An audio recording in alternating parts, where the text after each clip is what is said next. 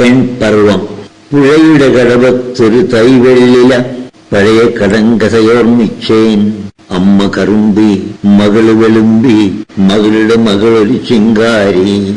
പുഴയുടെ കടവത്തൊരു തൈവെള്ളില പഴയ കടങ്കഥയോർമ്മിച്ചേൻ. അമ്മ കറുമ്പി, മകള് വെളുമ്പി, മകളുടെ മകളൊരു ചിങ്കാരി. പണ്ട് പരാശരമാമനി തോണിയിൽ അങ്ങക്കടവിലെടുക്കാതെ മീൻമണമുണ്ട് മയങ്ങി തെല്ലിട മൂടൽ മഞ്ഞിൻ മണിയറയിൽ. സത്യവതി പെൺമുത്ത് ചെപ്പി ഒരുത്തമ ഹിമഗണ ഉൾക്കൊണ്ടു. വേദം തന്നെ പകുത്തവന് അന്നേ ചേതന ദളിതയിലുളവായി.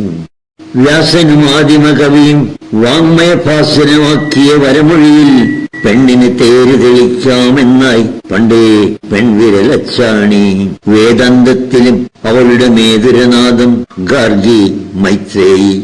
ഝാൻസിയിൽ അങ്ങൊരു പെൺപുലി, ജോവാൻ ഫ്രാൻസിൽ പൊന്തിയ കുന്തമുന. നൂറ്റാണ്ടുകളുടെ ചരിതം പരതി പറ്റി അരിച്ചു പെറുക്കുമ്പോൾ എണ്ണിപ്പറയാമിങ്ങനെ. എങ്കിലും എന്തേ പെണ്ണൊരു പോറ്റുമൃഗം. വീണ്ടും ഇരുണ്ട് വെളുത്തിട്ട് അനവധി ആണ്ട് പിറന്നു പൊലിഞ്ഞപ്പോൾ ദളിതനെ വേൾക്കാൻ അന്തർജനവും നളിനദളങ്ങൾ ഒരുത്തപ്പോൾ പുതിയ വിചിന്തന കേസരജാലം വിതറിയ പൂമ്പൊടിക്കായകളായി. നാരി പരാധീനതയുടെ പൊരുളിന് ചേരും പദമെന്നിനി ആരും കരുതേണ്ട കഥ പഴകിയ മാനവ ചരിതത്താളിലുറങ്ങട്ടെ. നാരി പരാധീനതയുടെ പൊരുളിന് ചേരും പദമെന്നിനി ആരും കരുതേണ്ട അക്കഥ പഴകിയ മാനവ ചരിതത്താളിലുറങ്ങട്ടെ. കാലം തളരാതൊഴുകി തോണികളോളത്തരിവള പലതെണ്ണി പിന്നെയും ആളിന് മതമിഴയി മഴ കുന്നുകൾ കുത്തിയൊളിപ്പിച്ചു.